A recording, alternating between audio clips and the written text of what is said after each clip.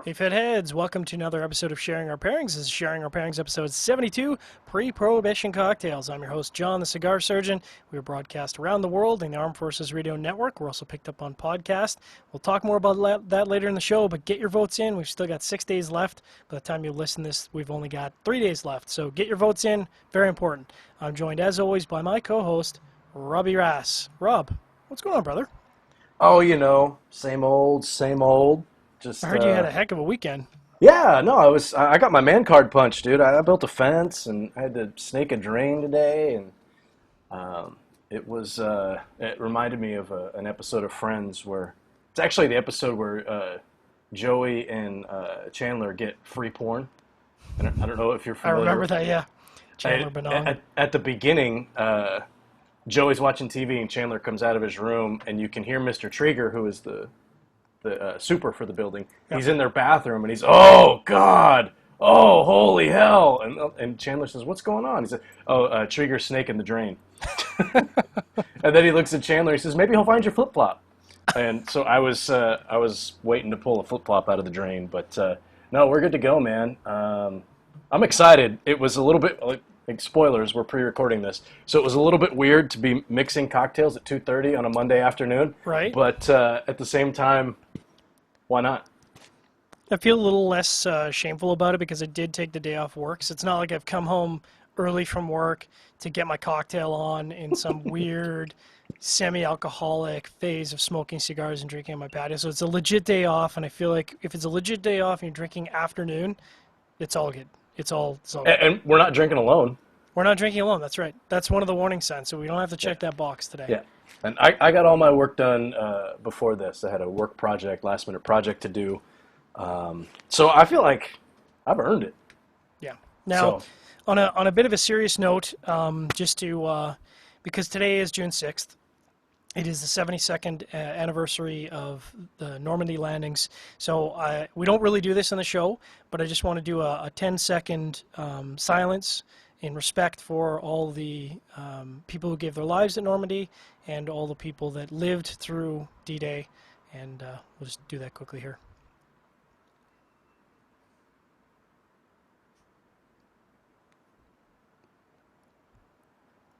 Bit odd, I know, for a podcast, but classy touch. I didn't realize. I mean, once you started talking about that, I didn't know John was going to do that before the show. But once you started, when you said it's June 6th, it resonated a little bit with me. It wasn't on the front of my mind, but yeah, different time, different generation. But that was generation. yeah. Anyway. So much respect to that, and we can. Luckily, we're all here, so we can still smoke cigars and wax poetic about them. So. Now, and interestingly enough, because we are pairing with pre-prohibition cocktails, so there's some interesting timeline things here. I'm smoking an Alec Bradley Tempus Centuria. I actually really enjoy this cigar. I haven't picked one of these up in probably 3 years, but this and the Prensado I actually really enjoyed. It's kind of one of the, like, there's a handful of Alec Bradley cigars that kind of are right in my wheelhouse, and the Tempest is one of those. They call it a Churchill. It's a monster. It's 7 by 49, so I mean it takes you a while to smoke. It's got Honduran Nicaraguan filler. It's got an Indonesian binder, which is interesting. I don't really see a lot of cigars with Indonesian binders anymore. And then a Honduran wrapper, which is got some really nice toothiness on it, and it's quite dark. I mean, for a non-Maduro, it's very, very dark brown. What are you smoking, Robbie? I'm smoking the same thing. I'm smoking the Genesis. I had to look up the name, so while you're doing that. Roger. And I've actually got the newer version that says the newer band on it. I know I've got some of those classic ones, but I think all the old ones that I have are the Maduros. But Okay. the one that you're smoking looks Maduro as hell, man. That thing Right? looks dark as all get out. I mean, I had to double check to make sure I wasn't pulling this huge faux pas, pulling a Maduro out and calling it a natural, but all the Maduros have this footband that say Maduro. This has the footband right there. You can see it's got the Tempest upside down. It's face for radio. It's got the Tempest footband. I actually like a footband. I think a footband's kind of classy, keeps the foot intact. But the reason we pick these cigars is because, of course, everyone's talking about it, and rightfully so. The FDA has had the ruling. We haven't really talked about it much on the show because we're not really about politics on the show. But the predicate date goes back to February of 2007. Now, technically, I think, and we'll talk about this more later on the show, but I'm not sure this cigar actually even makes the cut for the predicate date, even though it was released in 2007. That's how complicated this is with the predicate date. But you know what? We're really here to drink and smoke, and we'll talk politics maybe at our first break. So, of course, we are doing pre-prohibition cocktails, and it was Dana that came up with the idea. Is that the Yeah, genius? my wife and I, we do like the cocktails, and we also run another blog that has a lot of cocktail recipes on it, and just recipes in general and things like that, called mixedandmashed.com. So check that out. I'll reference that a little bit later.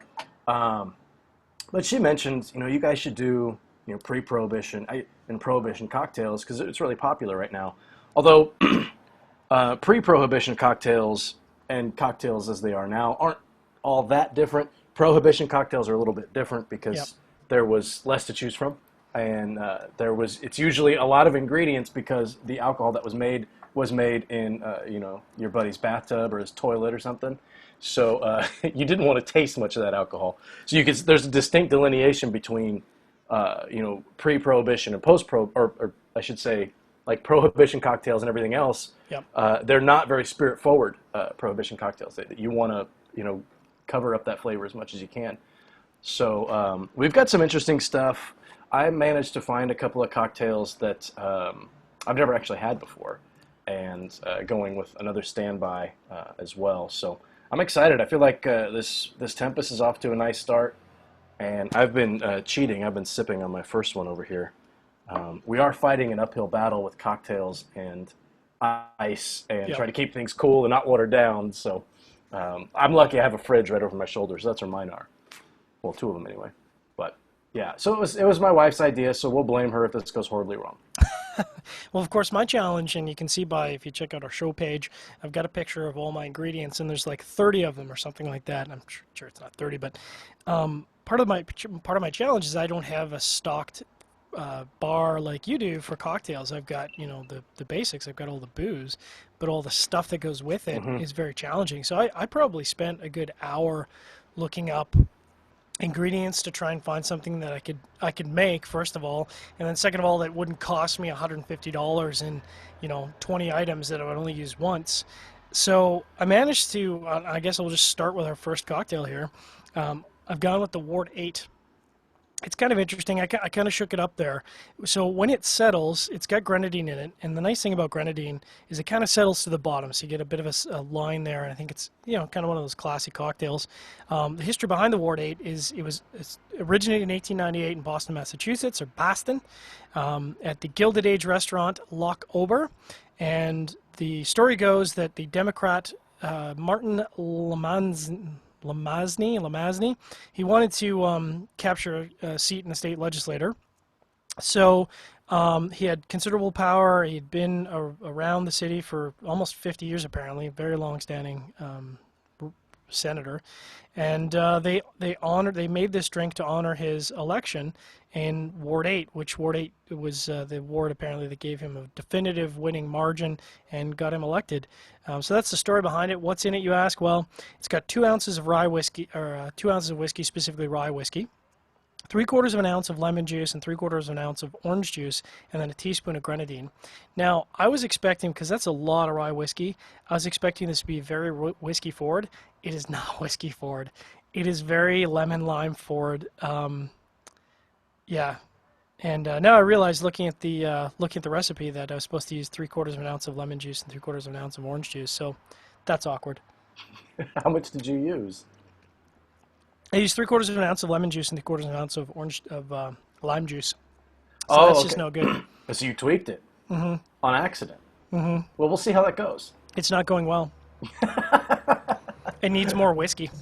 Well, if you want to doctor it up, or what the hell, even make another one while I'm talking, I can wax poetic here for a few minutes. I think I might. I'll be right back. Yeah, go for it. Very good. So I'll jump into my first cocktail here, boys and girls.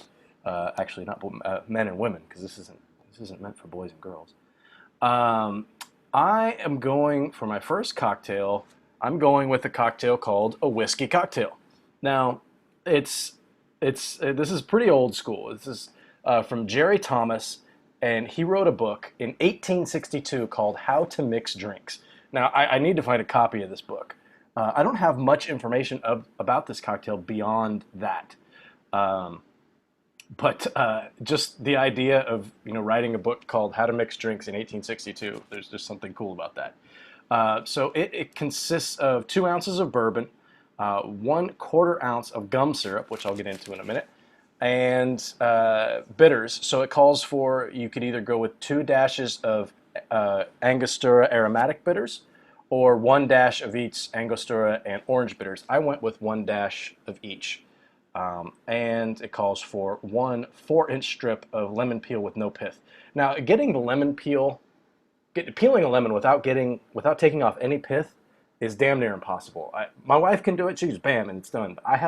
It's a slow go for me, and I try really hard to. The pith is that white layer of flesh that's up between the skin and and I guess the fruit of a lemon or a lime or an orange, and it's really, really bitter. So that the flavor, you don't want to get any of the flavor from that. You want to get the skin of it was a lemon in this case, because I did one of my cocktails called for an orange too. I think this was a lemon. You want to get the skin, so you get those oils, but you don't get the bitterness from the pith. So that's not an easy thing for me. It's like surgery. So basically, you take those ingredients, you get the you get that lemon peel, you rub the rim of the glass, you just kind of take and you just rub it right around the rim of the glass there, so you get those oils on the lips, and then you put in your gum syrup. Now I'll talk about gum syrup for a little bit. We've talked about simple syrup, and simple syrup is a very simple simple thing to make. Obviously, that's where the name comes from, right? It's it's 1-to-1. So if you want to make it's 1-to-1 sugar and water. So if you want to make 2 cups of simple syrup, you get 2 cups of sugar, you get 2 cups of water, you bring it to a boil, you let it simmer for 5 minutes, and you take it off heating, and it's done. The difference with gum syrup is, and I actually had to purchase this, it has gum Okay. Arabic added, Yep. so it adds a bit of viscosity to it, so you get that It's darker like a thickening color. agent. Exactly, and in French this would be gomme syrup. So you probably are familiar with that. It gives a richer mouthfeel. It's got kind of a honeyed taste to it as well, and so it just goes right in there. You pour the gomme syrup in there, or sorry, the gum syrup, the bitters, the lemon rind there. You muddle the lemon skin just a little bit, lemon peel just a little bit to release the oils. Then throw in your 2 ounces of bourbon and a couple of large ice cubes, and you stir for about 15 seconds. So you don't shake this cocktail. Normally you're shaking cocktails when you have when there's citrus in there. You want to make sure that you get Today that I citrus. learned. Yeah. For the most part, if you've got a cocktail that has citrus in it, you're going to shake it. Although I don't shake my Tom Collins, so whatever. It's not a hard and fast rule, but that's usually it. If you've got a cocktail that doesn't have citrus in it, you don't necessarily need to shake it. That's why they always ask Mr. Bond, shaken or stirred, because you can go either way with that. So yeah, this cocktail, like I said, it's been around since 1862. So it's been around for a hot minute. It's really, really interesting flavor. I like spirit-forward cocktails. I like to taste my booze when I have it. I don't want it to be covered up by too many things. So this is very bourbon-forward because it's really all that's in there. It's bourbon, a little bit of gum syrup, a dash of Angostura bitters, and a dash of orange bitters. So it's bourbon with a little bit of earthy sweetness to it and a little bit of spice. It's really, really good, actually. It's the first time I've had this drink, and it's not going to be the last. So this is going to be, it's easy to make. It's one of those things that's always going to be, I think, in my rotation. And it just happens to pair really, really well with the Tempus. Nice. So I'm off to a good start over here. Well, I'll talk more about my pairing after this break. Just a reminder to our audience, you're tuned into Sharing Our Pairings, episode 72, Pre-Prohibition Cocktails. I'm your host, John the Cigar Surgeon, joined by my co-host, Robbie Rass, who broadcasts around the world on the Cigar Federation Network, and of course, picked up on the Armed Forces Radio Network and every podcast device in the world. If you haven't already, we appreciate your vote in the Podcast Awards, podcastawards.com. You can find Cigar Federation under Games and Hobbies. We need your vote. We need to win. It's a pleasure to be to nominate, but we would like to win. So there's going to be 3 days left to win by the time you've watched or heard this. So please get in your vote. So now that I've made this cocktail properly, which is not with 3/4 an ounce of lemon juice and 3/4 an ounce of lime juice that's way too much lime juice in a cocktail. Interestingly enough, now that I've balanced it out right, which is 3/4 of an ounce of lemon juice and 3/4 of an ounce of orange juice, it's got a nice citrus forward character to it, and it doesn't completely mask the rye whiskey, but it's what I would describe as a very traditional cocktail. That is, you can taste just a hint of the booze. You're talking about you like your cocktails sort of booze forward. This is not one of those cocktails. I would say this is kind of on par with like a Manhattan, where you can kind of taste the booze, but it's kind of masked. So you kind of get a little bit of booze, you get a lot of citrus. It's actually pretty good. I wasn't really expecting much out of this particular. I mean, I made it, so I wasn't really, expecting much out of the cocktail. I'm not a cocktail surgeon. I'm a cigar surgeon, but it's not bad. In terms of how it goes with a cigar, I don't know if strong citrus is the way to go with a cigar. I mean, it's not terrible. It kind of brings out a lot of earthy leather out of the cigar, which isn't otherwise there. I find the cigar's got a little bit of spiciness to it, some sweetness. Sweetness is completely blown away by this cocktail. I'm going to take some more sips here while I give you a chance to talk. Yeah, for me, I've noticed that the kind of earthy sweetness that I'm getting, and as we go along, and this gets a little bit watered down, the cocktail gets a little bit sweeter. That gum syrup really kind of comes to the forefront. And I think when you're using something like gum syrup, or you mentioned grenadine before, which I'll mention in a second because that's in my next cocktail, I like to keep them moving. I don't want to, you would mention that separation. I try to avoid that. I just kind of, you'll swirl the drink, whatever. I like to keep things as mixed up as possible. So I try to, especially when I'm using something like gum syrup, which is probably the heaviest sweetener that I've ever used in a cocktail and probably ever will. But this pairing is going really, really well, bringing out a lot of earthiness from the cigar, a lot of spice that I wasn't getting up front. But it's kind of it's a nice give and take. There's enough citrus notes in this cocktail, and again, it doesn't have any citrus in it except for that lemon peel and the orange bitters, which doesn't give you a ton of citrus. But just to give you an idea, the orange bitters. This is the bottle that we use here. It's Reagan's Orange Bitters, this creepy old dude on the front there. We've had this bottle of orange bitters for like 6 years. And for those of you who are just listening, there's barely any of it gone. When you're talking about bitters, you're using just a couple of dashes. Angostura bitters, I've talked about these before, the aromatic bitters. We go through bottles of this, every few months just because it's in so many different cocktails and we do like it. But Angostura actually makes a really nice rum as well. So yeah, this pairing for me is really nice. That citrus that's in there is just enough to brighten things up and kind of cleanse the palate just a little bit before each puff of the cigar. It enhances the spice and leathery notes, earthy notes I'm getting from it. It's a real nice give and take in this complementary pairing. So I'm digging it. I think now that I've had a couple more sips of my Ward 8, I think we're kind of having a similar experience, although my drink is much more citrusy than yours. I think I'm getting similar notes out of the cigar. I'm getting this, nice, and I love the spice. It's not a peppery spice. It's like a baking spice. It's complex. It's tasty. A little bit of leather, a little bit of earth, and then I take a sip of the beverage, and naturally, any kind of citrus is going to cleanse your palate and sort of refresh it, and it's doing that. It's not overly sweet, even though it's got a teaspoon of grenadine. Grenadine's quite sweet, but it does have this sort of citrusy sweet and then a little bit of sour note to sort of balance out the sweetness. So it's not too sweet. It's interesting. I'd probably drink this again. I would certainly want a huge block of ice in this. I mean, part of the problem is that I'm sitting. It's one of those great days where it's like hitting the high 80s, maybe even 90 degrees here, which is rare. And of course, my ice is melting like a mofo. But yeah, it's good. It's a good experience. I could see myself sitting on a patio smoking a cigar with a big cube of ice in this bad boy. Yeah, when you're going with ice, we talked about this a little bit. I'm a big fan of big ice cubes. Yeah. And I mean, obviously the more filtered the water that you use, the clearer the ice cube that you get. I think distilled water gives you the best clarity on your ice cubes. Large square ice cubes I find tend to work the best. They don't melt as quickly. There's a lot more surface area, so it's keeping the bulk of your beverage really cold. I'm a big fan of that. So large ice cubes, definitely the way to go. We ready to move on to round 2 here? Yeah, I think I've had enough out of this cocktail that it's time to move on. This next one's really intriguing me. It's kind of in my wheelhouse for cocktails because it's a little on the sweet side. So this is the Planter's Punch. You can see it's got that sort of punchy look to it. It's like an orangey, almost like a blood orange color. Now, I'll talk about the recipe here, and there is a couple different ways you can do this. Now, they say that and of course it's tough because this is like 130 years old. They say the origination of this is supposedly, at the Planters Hotel in Charleston, South Carolina. You can see that because Charleston, very hot place in the summertime, probably a place where you'd have a lot of cocktails. However, other people claim that the recipe actually originated in Jamaica.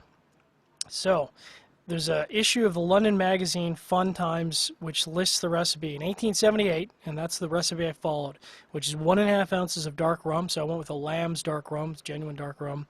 A 1/4 ounce of grenadine. Now you can substitute a 1/2 ounce of lime juice or a 1/4 ounce of simple syrup. However, I think grenadine was the way to go here, not only because of the color, but I think grenadine is the sweetness you're looking for in this drink as opposed to the lime, which will give you that sourness.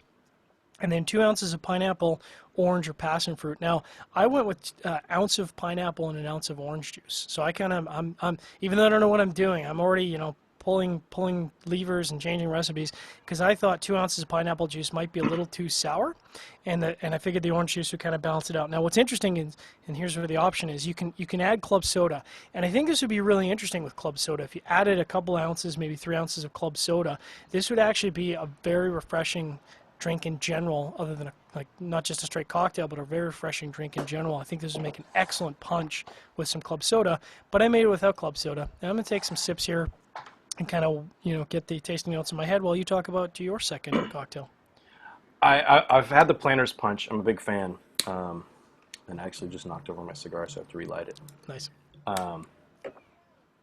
Yeah, it's a... Sorry, I tried to We're mute. professionals. I tried to mute, but that one came on quick, man. Woo! You can go in and bleep that out for me. We'll catch that post. Okay, that threw me off. So my cocktail, I went with a cocktail called the Jack Rose, which I had never actually heard of, and it turns out has quite an interesting history. The recipe that I'm using, because there's a few different ones out there, is the Jack Rose recipe from Jacques Straub's 1914 book called, quaintly enough, Drinks. It's 2 ounces of Applejack brandy, 1/2 ounce of lime juice, 1/2 ounce of grenadine. And this is the way you make it is very standard. You just shake everything and then you pour it in a coupe glass. I've got these very fancy pants coupe glasses. Fancy. That is very fancy. Is actually from my mother-in-law's first marriage. It was from her wedding. But they're really nice glasses, and so this is a coupe glass, so you can use serve champagne in it, that kind of thing. So I'm going with the Jack Rose. I broke down what it is. So basically, it's been around for a while, and it was popular. The book that I pulled it out of was what, 1914, I said, and popular in the 20s and 30s. This is just from their Wikipedia page, and the cocktail notably appeared in Ernest Hemingway's 1926 classic, The Sun Also Rises, which I have never read. Have you read that, John? I have not, which is, I'm an avid book reader, and I have not really read anything from Ernest Hemingway. All I know is he enjoyed his cigars and he enjoyed his booze. He's a fascinating character. I read The Old Man and the Sea, which it's just kind of a fantastic read. You can get through it in probably like an afternoon. But there's a lot to digest. And the way that he's so straightforward in the way that he writes. But anyway, it's a story for another time. So this Jack Rose cocktail, it appears in The Sun Also Rises when Jack Barnes, who's the narrator of the book, he drinks a Jack Rose at the Crillon Paris Hotel bar while waiting for the arrival of Lady Brett Ashley. Now, apparently, she's a big character in the book as well. I've never read it, so I don't know. It's also a favorite of author John Steinbeck. So there you go. And it's also one of the 6 basic drinks listed in David E. Embry's The Fine Art of Mixing Drinks. Nice. So there you go. Classic. Yeah, there's a lot of stuff happening here. I had no idea that this was so popular. I've never had it before. One thing, we were talking about grenadine. Now, obviously this has grenadine in it. And we make homemade grenadine. Now, basically, grenadine Fancy. Right. And you can find the recipe at mixedandmashed.com. Just go to the search bar and type in grenadine, and boom, you pull it right up. It's basically, it's pomegranate simple syrup. So you use 1 cup, so to make 1 cup here, or 2 cups, 1 cup of 100% pomegranate juice. I think we use the palm. You've seen the kind of funky shaped bottles at the grocery store, I'm sure. No, we don't have fruit up here in Canada. It's too cold. No fruit? It goes rotten Okay. before it gets up here. Copy that. So one cup of pure pomegranate juice, 1 cup of sugar, 1/2 teaspoon of squeezed lemon juice, so give it just a little bit of a little bit of tartness. I mean, we're talking about a 1/2 teaspoon, so not a bunch. Yep. And 3 to 4 drops of orange flower water. Now, orange flower water comes in a bottle. I have a bottle. I didn't bring it, but comes to. I mean, it's the exact same as this, and you do a couple of dashes in there, and then you boil it for how long do you boil it for? Until the sugar is dissolved, but you don't want to scorch it. And it makes such a big difference because the stuff you get in the store, it's just sweet. Yeah. But this actually has that pomegranate flavor. So if it's a main component in your cocktail, it makes a huge, huge difference. So for me, this Jack Rose, it's the Applejack brandy, which you're inclined to think that Applejack brandy tastes like apples, but it doesn't. It's brandy. I don't know exactly how it's the made. FDA should be all over that. That's that's a flavoring. That's a flavoring note. Why aren't they all over that? It'll get grandfathered in. So it's just the Applejack brandy, the the pomegranate, and what else? Oh, and a 1/2 ounce of lime. So it's very fruit forward. If you were to taste this, you're not even really getting much of a brandy note, but the pomegranate flavor from the grenadine really, really shines. This is a really refreshing drink. It's definitely one that I will make again. One thing for me, though, and you'd mentioned adding club soda to things, cocktails that are supposed to be served up like this in like a fancy glass, I find that I tend to like to put them over ice and add just a little bit of club soda, and it takes it to a totally different place, like you were saying. It goes from being kind of spirit forward to it's much more of a sitting on the patio sipping cocktail. So that's one thing that I like to do. I need to get back into this cigar and see how this pairing is. I have an idea of how it's going to go, but we'll see. Roger that. Just a reminder to the audience, you're tuned into Sharing Our Pairings, episode 72, Pre-Prohibition Cocktails. I'm your host, John, the Cigar Surgeon, joined as always by my co-host, Robbie Rass. If you haven't already, please vote for our podcast at podcastawards.com under Games and Hobbies. Games and Hobbies. Vote for Cigar Federation. Appreciate your support. Thanks for listening. You can also email us, rob at cigarfederation.com, surgeon at cigarfederation.com. We appreciate your show questions and feedback. We, of course, have pre-recorded this because that's how schedules work. What's funny is that we didn't really coordinate, not that we often coordinate for the show because that's part of the fun, but we didn't coordinate our cocktails at all, and it sounds like you're having a very similar cocktail experience to what I am, and I find that kind of hilarious that it just kind of worked out that way. This Planter's Punch is kind of exactly what you would drink on a day like today. It's hot. It's a little muggy. I'm sitting here kind of sweating. It kind of reminds me of New Orleans. And the Planter's Punch is just it's very fruit forward. I really can't taste any rum, and I mean it's the exact kind of drink that would get you into trouble because you're just like, oh, this is really refreshing. It's going really well with the cigar, and I have to give props to Alec Bradley that again I haven't picked up this cigar in years and years, but it's a very approachable cigar. I would call this as maybe training wheels for someone who's looking to go from light-bodied cigars into the medium category and wants some complexity without being blown away, because this would take you there. It's got a lot more going on. You don't have to reach that far for it, and it's not one of those cigars that's medium but bites you. It's got a lot going on in the flavor department, and I think this sort of fruit-forward Planter's Punch is drawing that out. How's your second pairing going that you've had a chance to enjoy? It's better than I thought it was going to be. It's doing more for the cocktail, I think.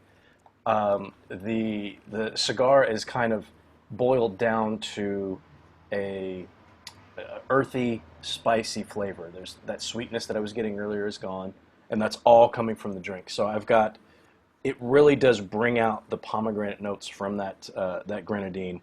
You get that brandy flavor in the background, but it's really, really subtle when you consider that this is predominantly brandy.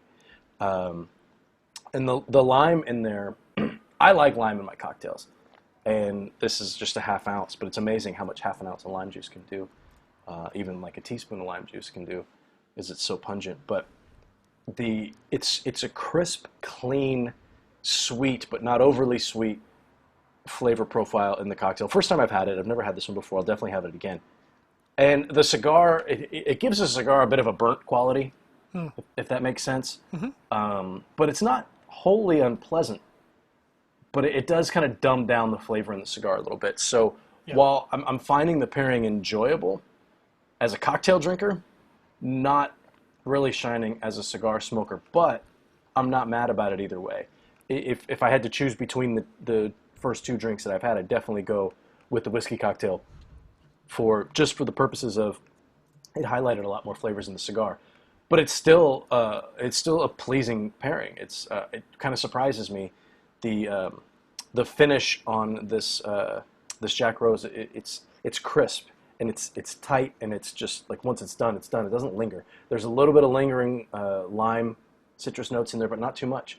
So I'm kind of hitting the cigar with a fresh palate, but again, the lime and the sweetness does overpower things a little bit. I feel like on this Planter's Punch, I could probably kick the rum up to 2, even 2.5 ounces and still be good, because it is so fruit forward. But I think similar to experience to you is that it is so fruit forward, but it's not super sweet. So it's got a short finish to it, which is nice. I don't like sickening sweet. I don't like a long sweet finish. So for me, this is going pretty good with the cigar. Certainly much better than my first pairing with the Ward 8, although, you know, it could be that I mixed the Ward 8 improperly, but I think the Ward 8 was just too citrus, and the Planter's Punch is more of that fruit citrus. And for me, again, just it's nice, short, sweet finish and doesn't linger. Goes well with the cigar. And at the beginning of the show, I kind of alluded to a couple things. First of all, I spent probably way more time than I should have on cocktails. I was kind of looking at, you know, cocktail lists and what came out in the Prohibition, and Wikipedia was a great resource to sort of check when a particular drink was invented. So I went to great lengths, to make sure that all these drinks were invented at least before the Prohibition period, which for our audience who don't know, because not a lot of people know that the Prohibition, the years, it lasted 13 years from 1920 to 1933, which is shocking that, you know, Prohibition on alcohol would last that long, because I certainly would have flipped my lid. Yeah, it's hard to believe. It's funny, like some major events you look back, and I don't know if Prohibition would be considered a major event, probably not, but more of a pop culture event, I guess. I don't know what the right terminology would be, but you look back at some of these major events and you wonder, like, how was that allowed to happen for as long as it was allowed to happen for? Yeah, 13 years, that's a long time. But then, and that just seems like, oh man, like nowadays that would never fly. But we're on the verge of this exact same thing happening with cigars, and it looks like it could very easily happen. And I guess then you can put yourself in that position where if you're somebody in mid-1920s, like how could you have stopped it back then? Do you know what I'm saying? Like I'm not articulating this very well at all. What I'm saying is it seems crazy that could happen, but it's happening right now. I guess Yeah, I almost wonder if the mindset is very similar, that because, you know, I think what a lot of feedback, or at least people I've read have commented is, well, I don't smoke cigars and I don't smoke cigarettes, so it doesn't affect me. And that's a really closed-minded approach to things. You know, like, I don't own guns, but I don't think guns should be taken away from lawful gun owners. If the law says you're allowed to own a gun, then it's probably not okay to just arbitrarily change the law and take that away from people. And I'm just using that because that's a pretty divisive issue in the United States, certainly in Canada too. But, you know, when it comes to booze, I'm sure there was many people back in the 20s who said, well, I don't really drink that much, so it doesn't really affect me. Well, it sort of doesn't, and that's a really micro way to look at things, and I think a lot of people do look at things that way. But, you know, people listening to the show, they're almost certainly cigar smokers, so they, you know, have a dog in the hunt, as they would say. And I think it's a bigger issue than that, because it's going to directly impact, first of all, B&M owners, which, you know, these are small business owners. These are people that are employing local people to work in their shops, which is a big deal. They're also paying taxes, which, you know, I don't know if the government cares about getting tax money from small business owners or not, but it's a big deal. And the last issue is that there's a trickle-down effect to all the countries that supply the tobacco and cigars that come into the United States and certainly in the world. And, you know, the macro issue here is it's not just going to affect Americans, it's going to affect Canadians because, as we always say in Canada, what affects the United States blows downwind to Canada always. And so you think about all these people that are employed in the industry in developing nations, and a job in Nicaragua or Honduras or Dominican, in many ways, is far more important to them than a job in the United States. I mean, you can still potentially have your family help you out and survive. In Honduras or Nicaragua, it's probably the difference between feeding yourself or not feeding yourself. And there are there's hundreds of thousands of people employed in that industry. So part of the reason I think Dana's idea of a pre-prohibition show was great, and I think it's a great tie-in to what's happening right now with cigars. And I'm going on just a huge tangent here, which we normally don't do, but we went with this Tempus because it is sort of around that time that the predicate date is going to take effect, which is February of 2007, which essentially means that all products that have been actively marketed and on the market prior to 2007 are grandfathered. Products that are after that point have to be registered and certified with the FDA. They have a 2-year grace period, but they have to be registered. They have to go through this BS process, and we have to keep it clean because it's the Armed Forces Radio Network, but believe me, I have stronger language than that. And it's going to have a huge negative impact for the cigars in the market. I mean, if you want a good picture of what was in the market back then, go to Cigar Aficionado. You can change the URL on the page. I was going back to 2008, 2007, 2006, 2005 to find the top 25 cigar list. You know what? Half of them were Cubans. Oh. Half of them were Cubans. Now, the other half was pretty much the standard players you would expect. There's some Tatuajes, there's some Rocky Patels, Arturo Fuente, Alec Bradley, and LGC. And Padron. And I mean, that was the market. Yeah. It's frightening. It is frightening. And yeah, I don't know what else to say except for all the things that you said. And the idea of trying to find a cigar that came out before 2007, you start thinking like, oh well, what about the the Tempus Maduro? Like, no, that didn't come out till 2009. Yeah, it's 2009. Okay, and I think Sorry. Yeah. No. I was going to say the harder thing was just finding a list, and I couldn't even find a list. It took me like 2 hours just to find a semblance of you can't even find the list. There's no such thing. Yeah, I think that's like we talked about this a bit on Cigar Chat the other day with Jason Wood from Miami Cigar Company, and he's going through the same process, but just for his company. So he's going back through sales sheets and catalogs and things like that they made available to B&Ms at the time, and there's a lot of stuff that was available. Maybe it wasn't actively marketed. So what does that mean? And it's just there's so much gray area, and it's a total cluster. Whiskey, Tango, Foxtrot. Yeah, seriously. Hopefully, I think we're probably going to run out of time here if we keep going down this road. So maybe we should pull it back to the drinks, but. Yeah, I mean, hopefully it gets rectified or figured out one way or the other. But it's scary times, man. Scary times. Now, you may have been thrown off track by the last 5 minutes of political talk, but you are, in fact, tuned in to Sharing Our Pairings, episode 72, Pre-Prohibition Cocktails with John the Cigar Surgeon, Robbie Raz, and we're pairing some Alec Bradley Tempus cigars, which are quite tasty, with various pre-prohibition cocktails. Now, I'm going up. I think I've organized this list accidentally on purpose, and my last one is a Mamie Taylor. I'd never heard of a Mamie Taylor before, but apparently she was a famous opera singer around the turn of the 20th century, so that's 1900s. And the story, of course, these things have lost over time because it's 130 years ago, but the story that goes is that she was in Rochester, New York, and a bartender created this drink at her request sometime around 1899. And it's 2 ounces of blended Scotch whiskey. That's right, I'm using a Scotch in a cocktail. Blasphemy. Half of they say juice of half of a lime, and I had to do some conversions that roughly works out to a tablespoon of lime.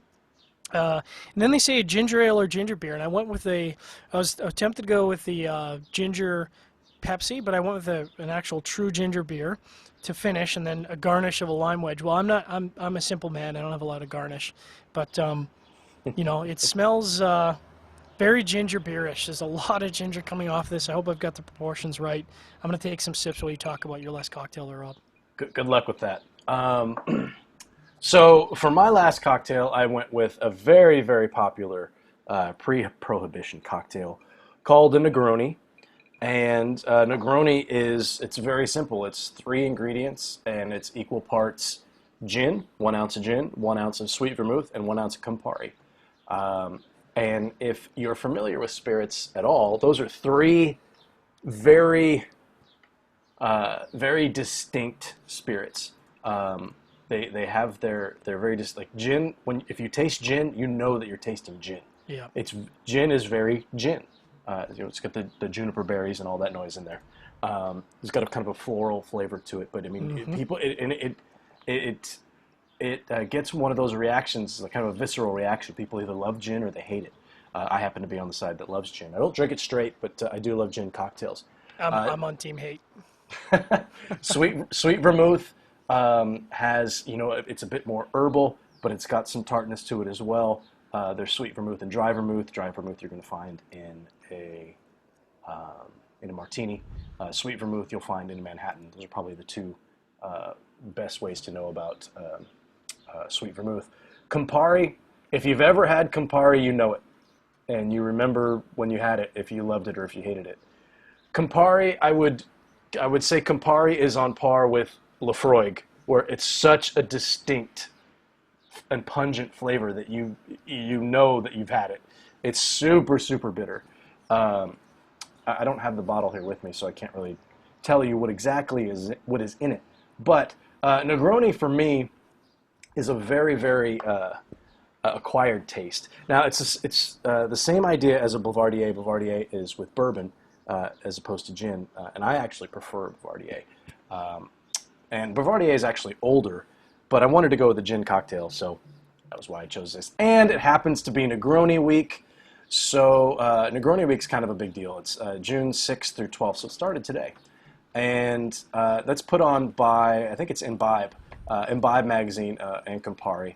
And last year they raised, in 2015, more than 3,500 venues around the world mixed their favorite Negroni variations and raised over $320,000 for charitable causes. Wow. So it's basically, I'll give you just kind of the rundown here from their website, and it's negroniweek.com, Negroni week.com. It's presented by Imbibe Magazine and Campari. Negroni Week launched in 2013 as a celebration of one of the world's great cocktails and an effort to raise money for charitable causes around the world. And I don't think they really specify what the charitable cause is, so hopefully it really does go to a charitable cause and not just somebody's pocket. But from 2013 to 14, Negroni Week grew from more than 100 participating venues to more than 1,200. That's a big growth in 1 year. This year's Negroni Week takes place June 6th through 12th with over 6,000 participating bars, restaurants, and retailers.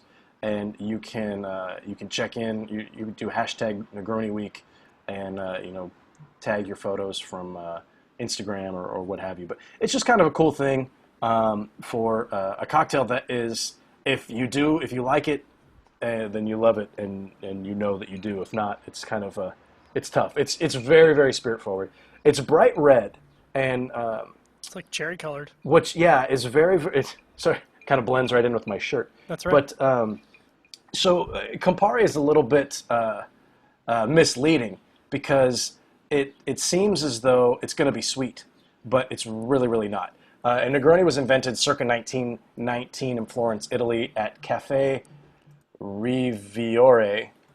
You gotta say it like an Italian. Riviore. At it's Rivoire. I don't know. Well, in French that'd be revoir, but Yeah, I'm maybe sure that's in it. Italian Cafe it's Rivoire. different. Yeah, I don't know. It's a classic cocktail that has made bitterness palatable for generations of drinkers. It is very, very bitter.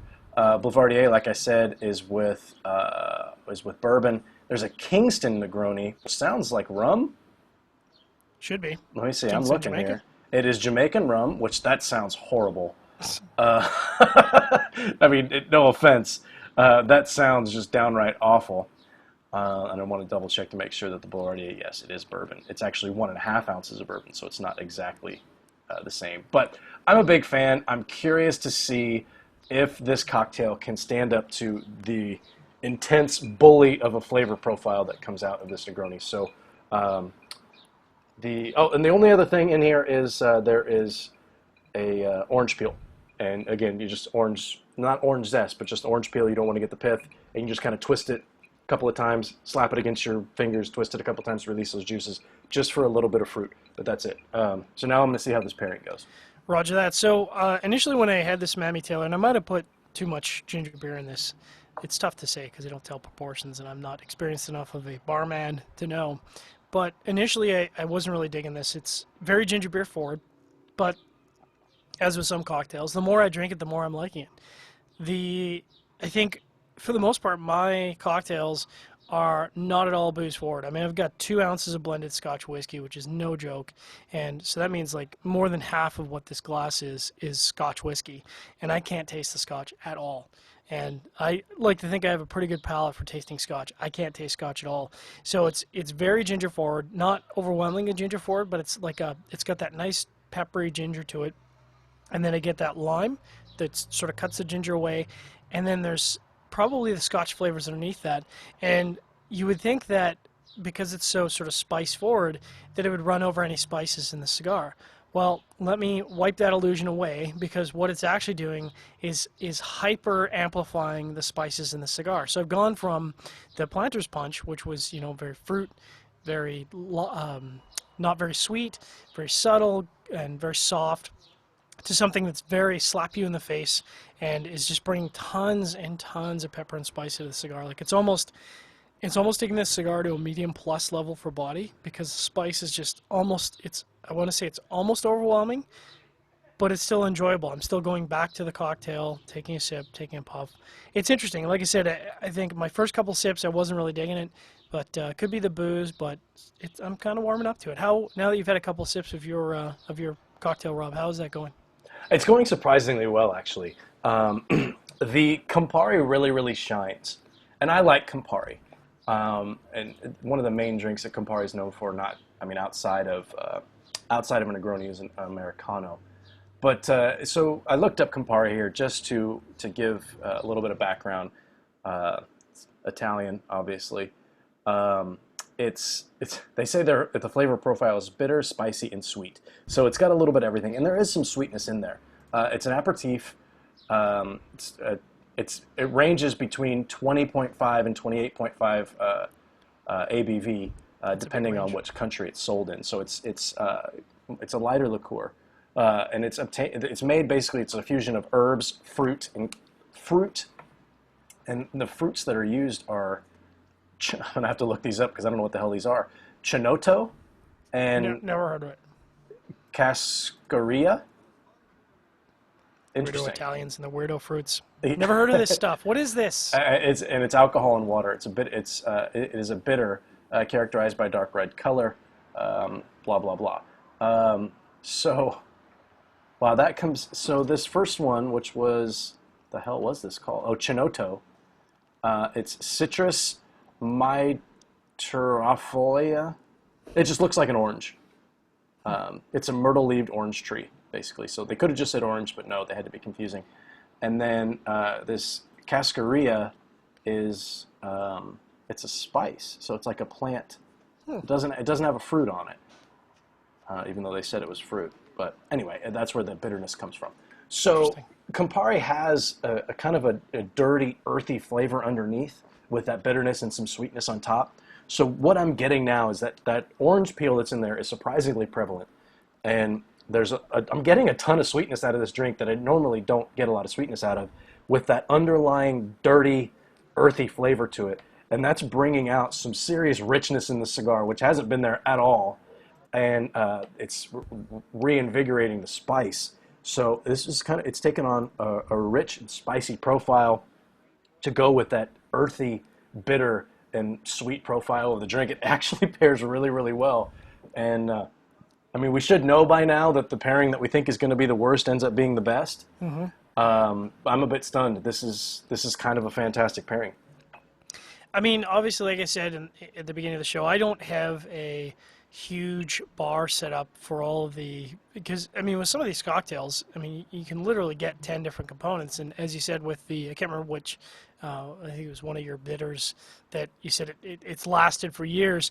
Now, I did pick up some Aganorsa bitters because I was kind of pre-preparing for our follow-up show, which will be the Prohibition cocktails. And of course, with the Prohibition cocktails, they use a ton of Aganorsa bitters.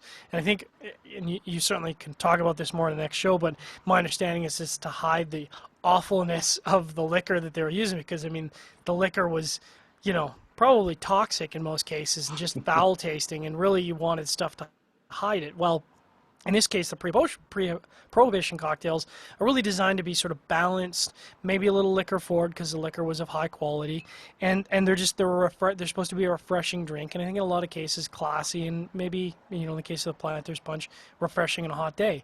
The Mamie Taylor, it is growing on me, although the ginger beer is I mean, you've had ginger beer. I've had ginger beer. Ginger beer can be very strong. It's one of those things that you really have to watch your balance.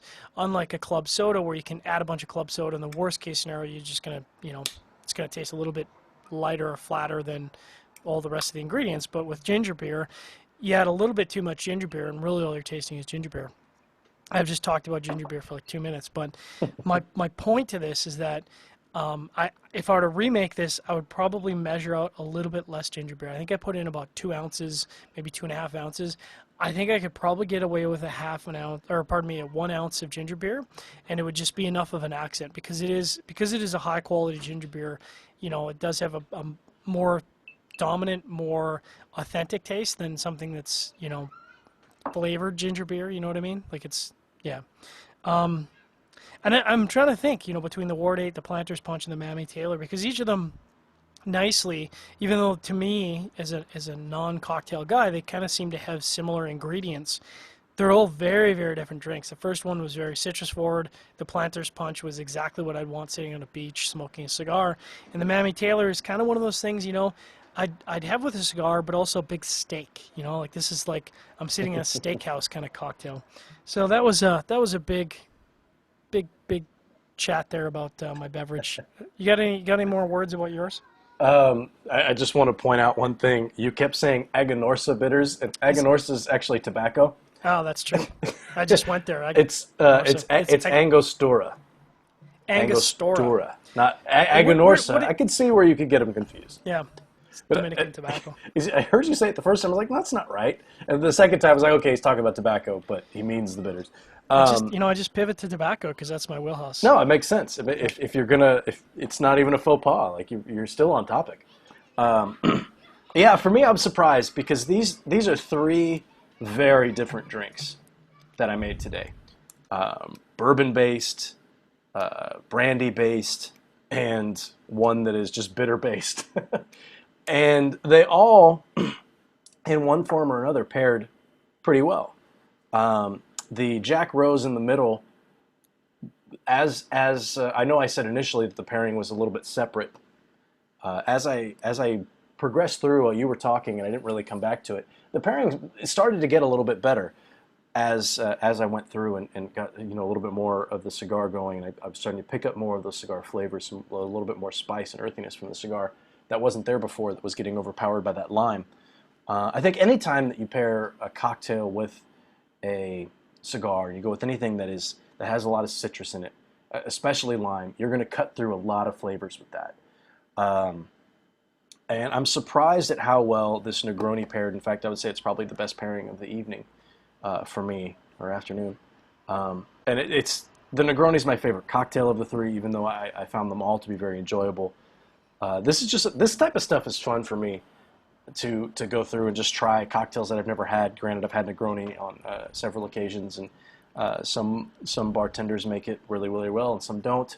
Yep. One more memorable Negroni, spin-off of Negroni that I had, it was a spin-off of Boulevardier, was at a speakeasy in Chicago where they used tobacco bitters, and nice. It was. I've talked about that on the show a couple of times. I would love to figure out how to do that. Man, I think I know how to do it. I just haven't done it yet. So yeah, this kind of thing is fun. Like we always say, drink better, drink less. But sometimes it's fun on a weekend to just pick a page in a cocktail book and make a few things and see what stands out to you. I did find one last thing here. On Amazon, there is a book called 173 Pre-Prohibition Cocktails. Nice. And it was put together by DJ Friens. in January of 2001, and they have used copies for about 25 bucks. So that looks like it would be a lot of fun for to have sitting on top of my bar. But if you're curious about pre-prohibition cocktails, you can find most of the information you want on the interwebs. But if you're like me and you like to have a book to spill stuff on and write notes in, that might be one to track down. So yeah. Yeah, I mean, I think one of the things that's nice for me for cocktails is that, one of the things we have to do with beers and whiskeys and wines and ports is we have to gauge the strength, the body of the beverage. And I think one of the things that at least I've found over the cocktail shows, is that cocktails tend to have a fair amount of body to them. I mean, by the very nature that they're mixing a fair amount of spirit, typically 1.5 to 2 ounces, and then a number of other ingredients. It's not a other than the Planter's Punch, which again is still got quite a lot of body to it anyways. They're not very light drinks. Even if you add club soda to it, you're adding club soda to a drink that's got a lot of other components going on. And I think in a lot of ways, cocktails very naturally pair with cigars because they can stand up to and really complement a lot of different cigars in the market. Maybe not the strongest Neanderthal or, the strongest Lido Gomez that's on the market, or LFD, but I think for the most part, they're a pretty good natural way to gravitate. If you've got the time and if you've got the ingredients to make a cocktail on the weekend, I think it's hard to go wrong. Yeah, I would agree. I think one thing, and you talked about this a little bit, if you don't have a bar at home that has, like a bar that's ready to make cocktails, it can be kind of daunting at first when you realize, well, I want to make this drink and I have to go buy bitters and I have to go buy gum syrup and I have to go buy Campari, and it's going to cost me 75 bucks to be able to make this drink. But you're going to be able to make probably 75 other drinks with that over the next year. Yeah. So while it can be daunting at first, it's like putting together a wardrobe, right? You got to have your basics, you got to have your black suit, you got to have your vest or tie or whatever. I don't know how to put together a wardrobe. I'm wearing my hat backwards and a red T-shirt. But it's like putting together any kind of collection of anything. And over the years, my wife and I have accumulated too many things. And I find stuff, and it's like, what the hell did we buy this for? Yeah. Like, I'll find a bottle that's dusty, and it's been opened, but there's barely anything missing from it. And it's, what did we buy this for? We made some cocktail like 6 years ago, and, whatever. Rarely do we ever have to throw anything out. I mean, this stuff lasts forever unless it's got some sort of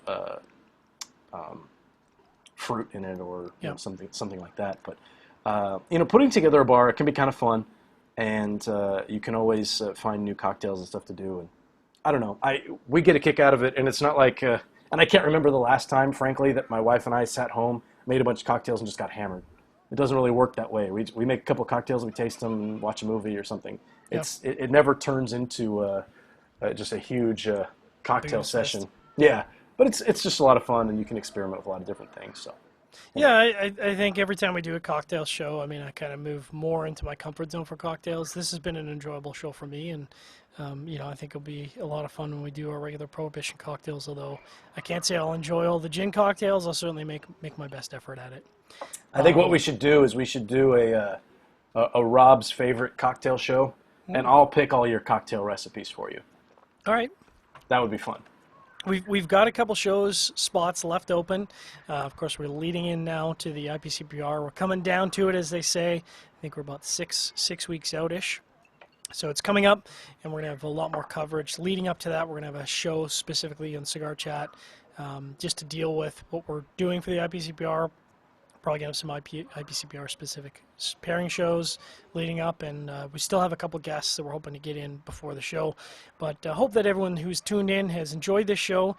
Thanks to all of our Armed Forces Radio Network listeners out there. We know you guys are out there keeping us safe, and we certainly appreciate that. And we'll be back next week on our regular scheduled time, I think, Wednesday at 8 p.m. Eastern Standard. But as we say on Sharing Our Pairings, drink better, but drink less. So I actually haven't even looked at the schedule because I've been so busy with work. I haven't checked because I worked so hard to get all these guests booked and all these spots filled. And we kind of somehow May came along and we did all those spots and we had all those guests on and we did all those shows. And now I somehow found myself behind. And I don't know what your schedule is. I have to look at the calendar and plan out the next. We don't. I mean, we don't have a lot of shows left before the IPCPR, Rob. I'm looking right now, and let me see here. So next Wednesday, which would mark June 15th, I will be at the ballpark. So we should consider doing a pre-recorded show. And then after that, the 29th or the 22nd and 29th of June is okay. July 6th, I will be at the ballpark.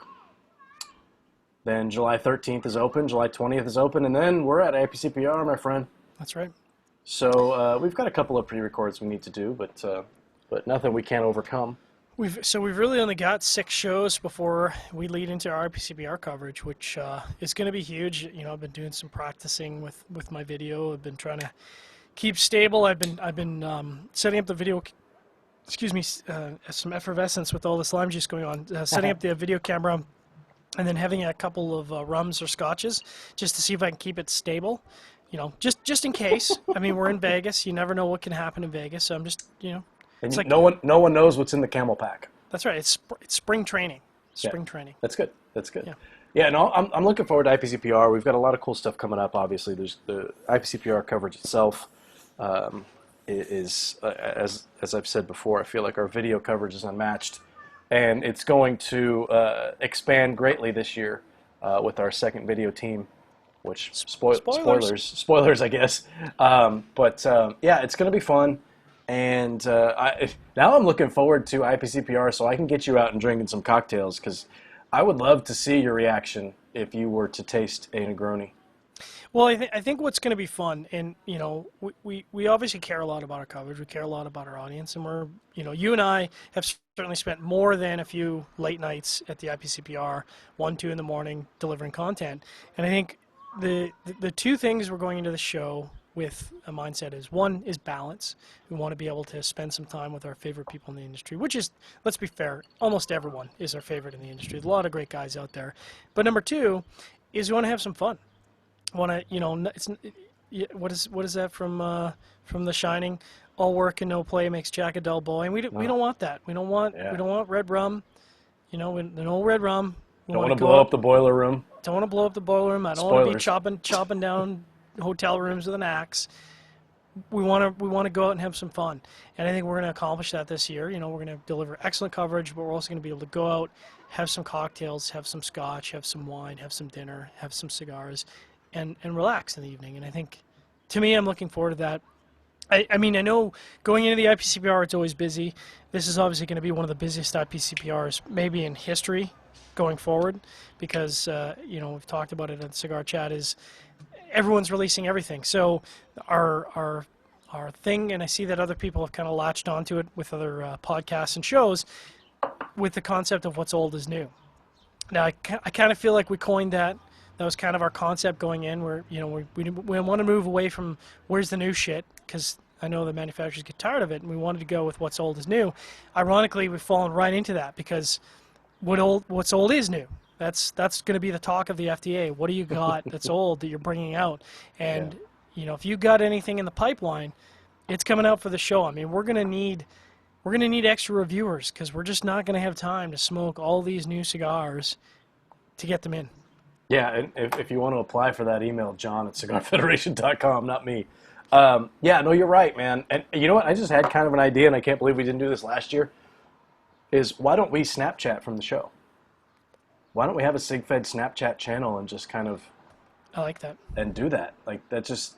Because you and I could have Snapchatted when we were up at 3 in the morning in New Orleans and trying to, post some videos and some booth reviews and write-ups and stuff while Logan was asleep.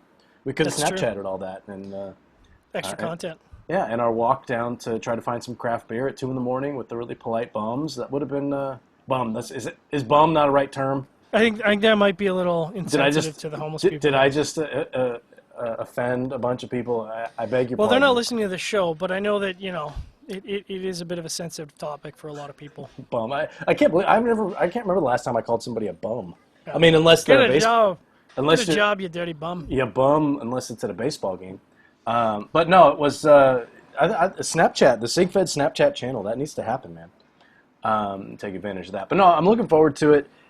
I think we're going to, while we'll be able to have a bit more free time, I think it's also going to afford us the opportunity to build on our best in the industry video coverage of the IPCPR. And we don't boast much, but that's one thing I'm not afraid to boast about, is because our video coverage of IPCPR is matched by no one. And it's not even, no one even comes close. No. And I take a little bit of pride in that. So you guys know about our coverage and all that, but I think we're going to take it to a new level this year and bring in hopefully twice as much content as we have in the past. Which is a lot. I mean, if you think about True story. the amount of videos and interviews we're bringing out to the show, I mean, doubling that's a lot of content. That's an enormous amount of content, and I hope that the interwebs, the tubes, are ready for that to be uploaded. Just because it's a lot of bombarded. content. Yeah, we're just gonna smash it. Yeah, and it's gonna be good. I'm glad that it's back in Vegas, and I'm glad that we're not staying at the fucking Stratosphere again. Right? Fuck that noise. I mean, no. Well, I want to say no offense to the Stratosphere, but dude, offense to the Stratosphere, because get your shit together, bro. Like you gotta have. It's referred to the Stratosphere as bro. That's funny. Yeah, like the internet has been around for a while, and we need to access that. Yeah. Anyway. I had a, and I might shoot myself in the foot with this one, but I had a funny conversation with our MFN CEO, because I was telling him about the location I booked, and I was very excited, and he's like, bro, it's too far away.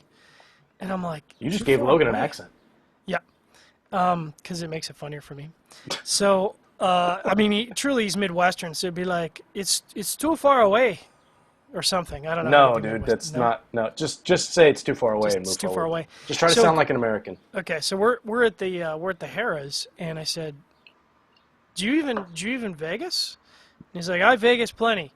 I said, well, we're at Harrah's. Like, you literally, and I'm not kidding, you walk out the front door of Harrah's, hang a sharp left, and walk north, and you're in the hotel that's attached to the Sands. Like, it's like I said, the most complexity there is walking across the street into the next hotel, and it's at most a 10-minute walk. Well, is it left or right, or is it north or south?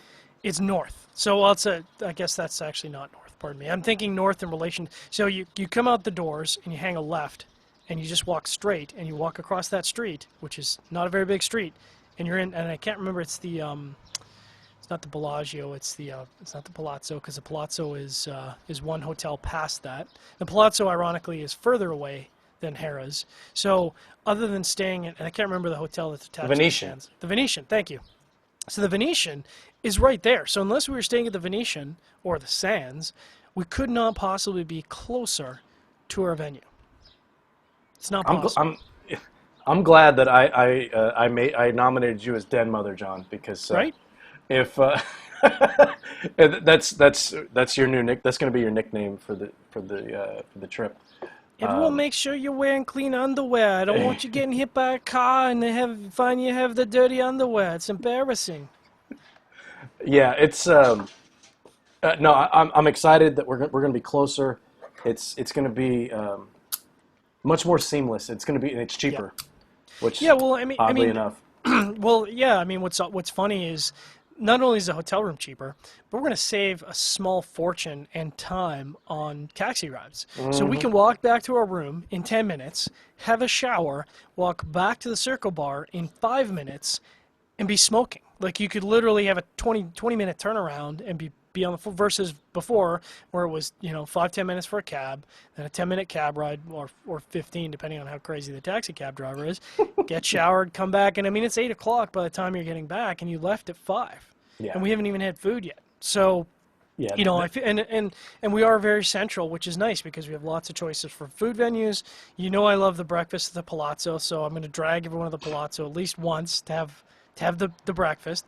But we've got lots of choices. And then if the venue is somehow off of the Venetian, I mean, a cab ride's going to be 5 minutes tops to the. I mean, we could walk everywhere, but I know that some people don't like to walk. So, we can take an Uber, Lyft, cab, or whatever to the next location. It's going to be 5 minutes tops.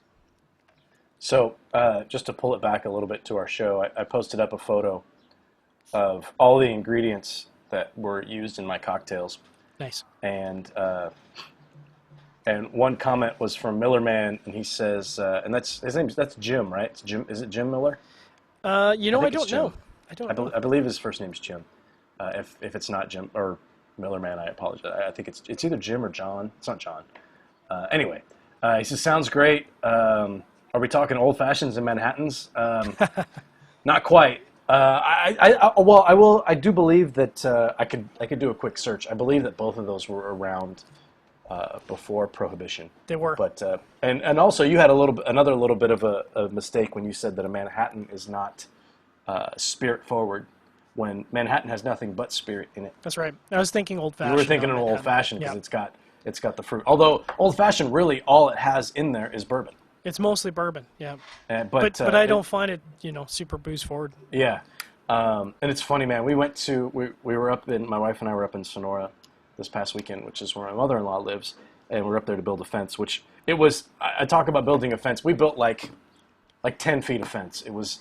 We had to put in three fence posts. That was it, and then put up the slats and stuff. And How many coconut shovels did you use to dig the fence holes? No, dude, we had like real shovels. What? We had a post hole digger. What? What even is a post hole digger? Is that a serious question? Or are you No, just being silly? I'm just still a little salty from the It's a Nicaragua. little salty. Little salty. That's the first time I've ever really used a post hole digger, and it made a big difference. Right? But I actually was given a gift by my mother-in-law of an electric hammer, and now that just sounds What ridiculous. now? Yeah, it does sound. It sounds just utterly ridiculous, right? An electric hammer. It's like, come on, dude. Yeah. But I don't know the mechanics behind it, but this thing is a fucking beast, and I'd never used it. And it's like it's like Is it an air tool? it's here I'll look. It's a Craftsman thing, and it's battery powered, Oh, okay. and it just has a Reciprocating or whatever. reciprocating. Yeah, that's it. Reciprocating. It's just bang, bang, bang, bang. But it's like it's loud as shit. But it Yeah, I'm hammers. That's how I used the whole thing until the battery ran out. So I didn't have to hammer shit. But this thing is awesome. And I had it for about a year before I actually used it. And once I used it, it was like, oh my god, this just changed my life. I never have to swing a hammer again. It's not a nail gun. That'd be more fun. Yeah. But anyway, the reason I bring this up. The reason I bring this up is they have a new bar up there, and I'm not going to name it, just in the sheer chance that someone knows what it is or knows the people who own it. And I don't want to offend anybody. They had a great bourbon selection, and it's a bourbon-style bar. I mean, that's their deal. When we got in there, it was about 4 o'clock on a Saturday, and there was a group of young ladies who were probably 30s, early 40s. And they were, going to hit the town and everything. And they were there, and they were drinking margaritas of all fucking things. I'm like, come on. Shocker. You're in a bourbon bar, you're drinking margaritas. But, so I was in there, and I was just looking around at their list, and I asked the guy about one of these particular bourbons, and I can't remember, I think it was Do Good is the name of the company, the name of the distillery. And it was they're like campfire or something to that effect. So it was supposed to be a smoky bourbon. Nice. And so I ordered that, and it was awful. Oh. Oh, and he was like, "Yeah, it's great. It's got this. It's got if you like a real peated Scotch, and you would have like told this guy like, go fuck yourself. This is horrible." Or go fuck yourself. Yeah, exactly. God, that's a great movie. I drank it, whatever. It had this funky finish, and then he was like, "Oh well, I've got to make you a Manhattan because that's like my specialty. I make it with." With High West Double Rye, which I was intrigued. I don't have much High West stuff, so I said, okay, I've had beer that's been aged in their barrels, but that's it. And he makes a Manhattan, and to my surprise, it blew me away. It was fantastic. But he was prattling on about his, and I feel like this kid was like 22, and he's making artisan cocktails, right? Because he's got so much experience. But he makes these whiskey sours for my wife and my mother-in-law. And my wife is not a whiskey sour drinker, neither am I. But it seemed like the kind of thing my mother-in-law would like. Yeah. It just tasted like lemonade. Ugh. Yeah, it was bad times. But he was spot on with his old or Manhattan. And they had a Pappy Flight, which was the 10. Hello. Is there a 12-year? I think That would make sense. 12 is pretty standard, a 10, a 12, a 20, and a 23 Okay. was what they had.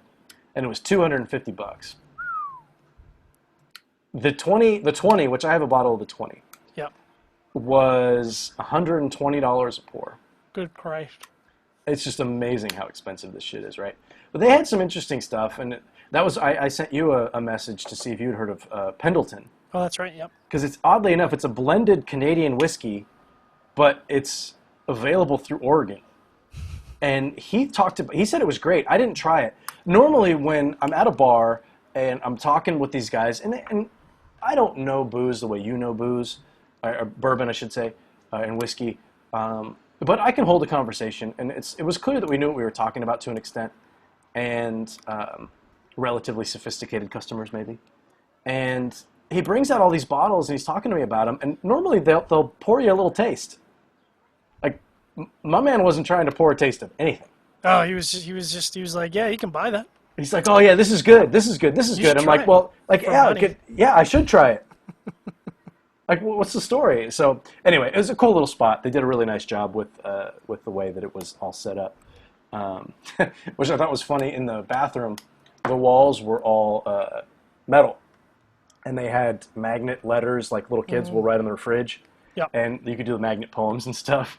And I'm looking around, and I'm going in there, I'm using the men's room, and I'm looking around, you know, kind of like you do, and I look up to the left, and it said, cock blocked again. That was pretty funny. Yeah, if I go into a magnet room or a chalk wall and I don't see something penis related, I'm shocked. I mean, that's just guy humor right there. That was the best one, and it was in the big plastic letters that, like I said, like little kids will write on the fridge with. Yeah. They're like 2 inches tall or whatever, and it just said "cock blocked again." That was funny.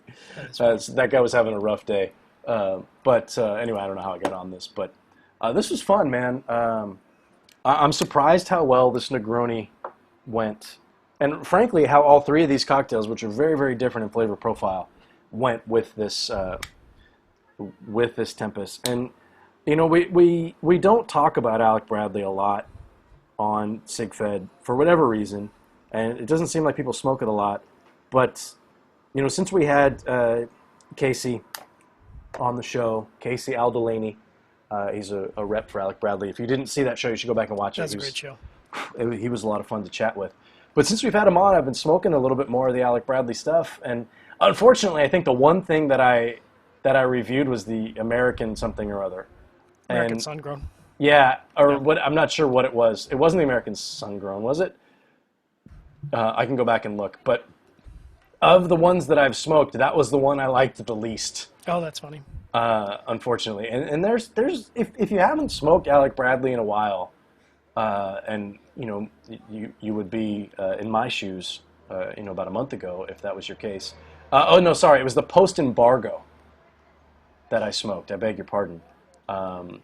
The post-embargo Lancero, and I think I scored that, and yeah, but it was a low 5-pack for me.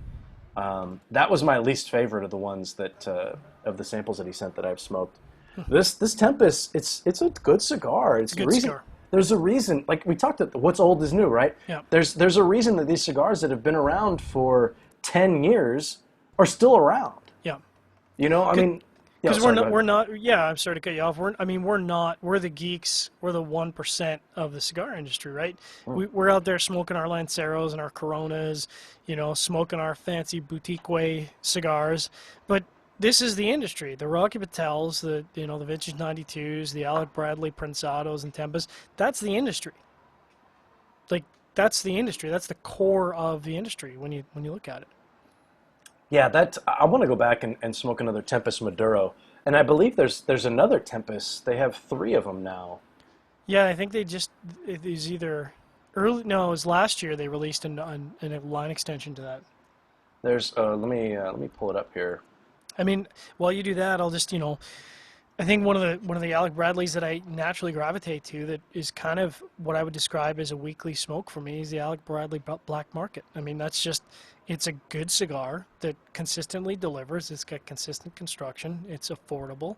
And again, you know, talking about the core of the industry, you know, that's designed to appeal to the average everyday guy that goes into a B&M and buys a couple 5-packs and comes in a couple times a week. I mean, that's the guy that they make money off of, not the boutique smokers. Yeah, that's a true story. I'm looking through here. I can't seem to. There's some interesting stuff here. I'm scrolling through it. I'll admit it. I'm scrolling through cigar.com. So we've got the Alec Bradley White Gold. That looks like a very bundle cigar. American Classic. I haven't smoked that. There is the Alec Bradley Black Market Vandal. I haven't smoked that. Ooh. I like the name Vandal. It sounds edgy. Yeah, the Nika Puro I've had. The Coil, Coyol, I've had that one. I think I thought there was that. another. I thought there was another Tempus. Oh, Tempus Nicaragua. Oh, that's right. Yes. Yeah, and I feel like we reviewed that too. And now I'm just kind of rambling in the middle of our podcast, but if I haven't reviewed that one, it's going to be on my list to do. As you can all hear me typing, I apologize. Clickety clack. Yeah. Have you smoked the Nicaragua? No, I've smoked the Coil. Like I said, I think I reviewed it, and I actually really enjoyed that. I've smoked the I think it's the Mundial. Oh, I did review it. Did you? Yeah. What'd you think of it? I hope I gave it a good score. Let me scroll back now. Fingers crossed. Yeah, this no could kidding. be really awkward. Oh, I gave it an 89. Yeah. No, it was super. Oh, that's right. Now I remember this one. It was super sweet. Huh. And I actually took a fantastic picture of it, if I do say so myself. Super sweet Nicaraguan. That's interesting. Yeah, it was it was odd, and it's all flooding back now. There was a lot. It had a lot of Condega in there, which is where that sweetness was coming from. It had a Jalapa Nicaragua wrapper, a Nicaraguan double binder is all I have there, and then it's got filler from Condega, Esteli, and Jalapa. So I imagine that filler was predominantly Condega with a little bit of Esteli and Jalapa in there. That had to be a pricey cigar if it had a lot of Condega filler in it. $7 for a Robusto. So really? Yeah, not super expensive, but not super cheap either. So kind of mid-range. Mid-range. And I remember that being super sweet. And that was what I put. I said I rated it as a 5-pack. I said if you like sweet cigars, then this is a no-brainer. Nice. And I'm just trying to look through the comments here and to see if anybody agreed with me. So who do we, talking about upcoming shows, I got to figure out what we're doing for pre-record next week, and it'll be interesting, but who do we got coming up this week on Cigar Chat? I'm totally out of touch. Cubaraqueño! I'm going to tune into that show. I love those guys, Juan Cancel and Bill Ives. They're a lot of fun. Yeah, it's funny. Whenever you say Bill Ives, I want to say Burl Ives, and Burl Ives did all the Christmas songs. Oh, yeah. Like Frosty the Snowman and all that. Mm-hmm. But no, that's going to be a fun show. All their cigars are coming out of, oh crap! Now I just lost it. What's the the factory that they're coming out of? I'm drawing a complete and utter blank. This is like I'm frightened right now. That is Espinosa. La Zona. Yeah, La Zona. Espinosa Thank La you. Zona factory. Geez, that was in Esteli, Nicaragua. Yeah, so that'll be fun, and I know you had sent me some messages about booking a special guest, so hopefully that comes through for an upcoming show, and then we've got I haven't finalized a lot of dates after that, but like you said, we've only got 6 dates before IPCPR, so those are big show. Those are going to be booking up pretty fast. Yep. So hopefully we can book that special guest. I think we might break the internet with that one. Yeah, that would be fun. That would be fun. That might be a cigar chat that you should sit in on. Quite possibly, assuming I'm around. Yeah. Well, you can check in from the road. You're fine. No, I think for the road I'm actually pretty okay. I've got some Drew Estate events coming up this week. I got a Drew Estate event I got to drive up to the lovely town of Edmonton, city of Edmonton, for on Thursday. Are they still the Oilers up there? They do still have the Oilers up there. They still suck. Does Gretzky still play for them? No, hasn't played for them in 25 years. No, that was when he was good, right? He was the greatest of all time. Yeah, I mean, from what I heard, he was greatest pretty hockey player of all time. Some people might say Gordie Howe, but it's Wayne Gretzky, and I'll slap you in the mouth if you say Gordie Howe. Oh. Or Merrill Lemieux. I'm gonna have Logan tell you that it was Gordie Howe. Yeah, it was absolutely Wayne Gretzky. But yeah, I got that event going on Thursday, and then I got a double header of Drew Estate events on Saturday. one in the afternoon, and then one in the evening. So I'm going to have a busy week. But no more store openings before the IPCPR, fingers crossed. So I won't be on the road for extended stretches, and I'll just be able to do my normal job of 14 hours a day, which will be nice. Yeah. Nice, yeah. This is going to be like our longest show. We're not really talking about anything. I've gone through and actually, for the remainder of the baseball season, I'm not working many weekends. Well, that's nice. Yeah, I've found that, working Saturday... See, the interesting thing with baseball is that they like to accommodate major networks and advertisers and things like that, corporate sponsors and things. So, baseball is made to be played during the day. Yep, but, absolutely. I mean, unless on Saturday you are the Fox game of the week, you can't play until about, 6 o'clock local time. Ugh. So we're getting a lot of 6:05 starts. Although the Giants, whenever they play they're a good team this year. So if they're playing the Dodgers or they're playing the Cubs or the Cardinals, they're going to be that daytime game. Unless God forbid, the Yankees and the Red Sox are playing. Even though those games don't matter, the world has to stop when the Yankees and the Red Sox play. So even though the Red Sox are really good and the Yankees are awful, but we still have to watch. So I get a lot of those 6:05 games on a Saturday, and since the Giants are good, they get those night games, the ESPN night game on a Sunday. So 2 6:05 games on a weekend. Fuck that. Yeah, you're getting home at what, 10:30 at night? Yeah, and it shreds your day. I can't do anything really in the morning because I've got to be out to the ballpark, and then I don't get home until late. And if it's a long homestand, I don't see my wife. So it's all bad times. luckily, we're still in a place in our marriage where we want to be around each other. So, so yeah, I'm cutting back on the weekend games, which is nice. And although the one weekend that I really need to get covered when I'm doing my brewing class in Davis, at UC Davis, is I still have one of those games that needs to get covered. So that's how it always works out. We need to do a sharing our pairings. Let's just talk about brewing to make Rob happy show. Yeah, I mean, we could certainly do that. I don't know. I'll have to do a ton of reading to make it seem like I know what I'm talking about, because I won't. No, it could be the show where I know things and you don't. It'll be a total role reversal. Perfect. I'll be like, yeah, I don't know. Let me look that up, Rob. Clackety clackety clack. But, no, I brewed up an IPA last week before I went up to my mother-in-law's house, and it happened to be that I was brewing it on my dog Charlie's 10th birthday. So I've decided that if it's any good, this is going to be the beer that puts me on the map. This is the Charlie's Birthday IPA. Nice. And it's going to be quite tasty. And I almost broke my back while I was doing it. Don't do that. No, I'm still sore. But no, it's good, man. I'm really looking forward to this class. It's going to be a lot of fun. Nice. Well, I'm looking forward to tuning into Cuberaquino. It should be Cuberaqueño. Cuberaquino. Cuberaqueño. Cuberaqueño. There you go. Cuberaqueño. That's the best part of the show. There you go. It'll be a very exciting show. It's a lot of fun, guys. So you want to catch that on Thursday. Thanks for tuning into the almost longest Sharing Our Pairing show. It's been a lot of fun. We'll be back next week with probably another pre-record, but it'll be a good one. I think we might have to pivot back to beer because I miss beer. Even though we do a lot of beer shows, it's a lot of fun. We've got a lot of beer to drink, so copy we that. get through it. But as we say on Sharing Our Pairings, make sure to drink better, but drink less.